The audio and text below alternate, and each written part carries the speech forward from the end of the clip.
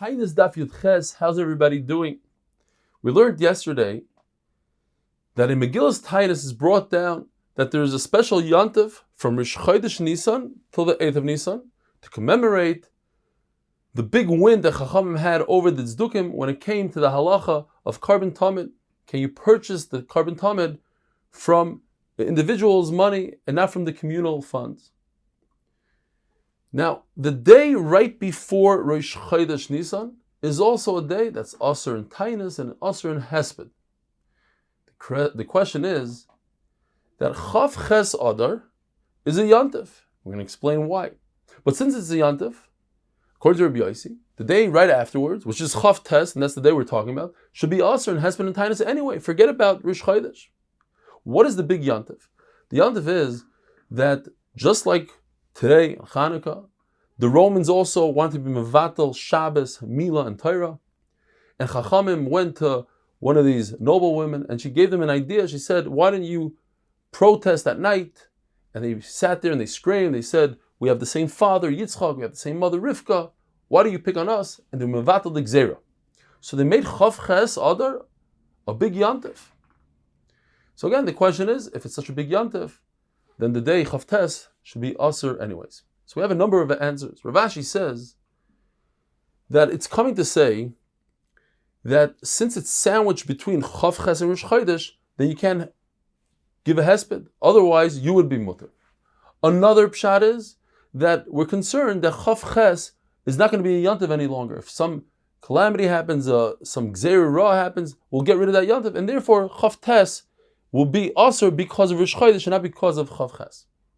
And according to this pshat, so the yontif that we have, the following Yom Tovim, as you see in the chart, from Ches all the way through Pesach, actually start on Ches because perhaps the yontif beforehand, all of these days, from Rosh Chodesh until Ches, maybe we'll get rid of them one day. If there becomes some sort of tragedy in one of the days, we're going to get rid of all of the Yom Tovim.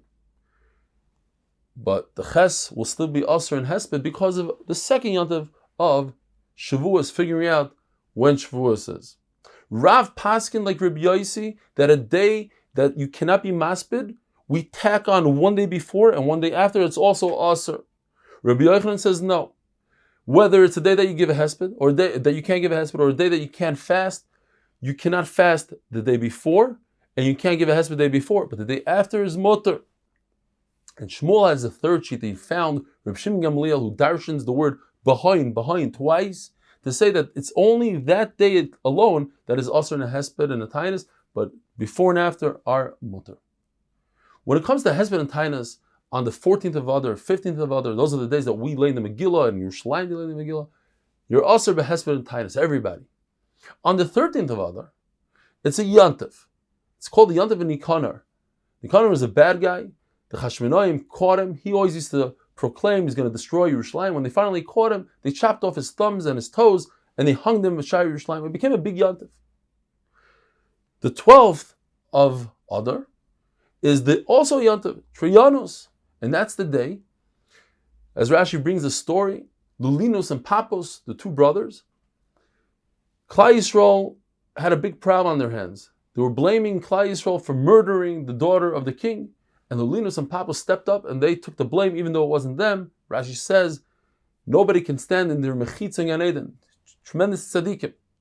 But because they took the blame, the gzeira disappeared and we made it a yontif. However, later on, that yontif became batal. And the reason is because two other tzaddikim, Shmaya and Achia, were killed on that day. So since we mevatel that yontif, then you could have a hesped and you could fast on that day. And certainly, just because it's a day that's erev yontif of Nikanar, that wouldn't give us a reason not to do a hesped and fast. We learned in the Mishnah, once they started fasting, you don't stop. So even, let's say, in our day, right now, we're in Hanukkah.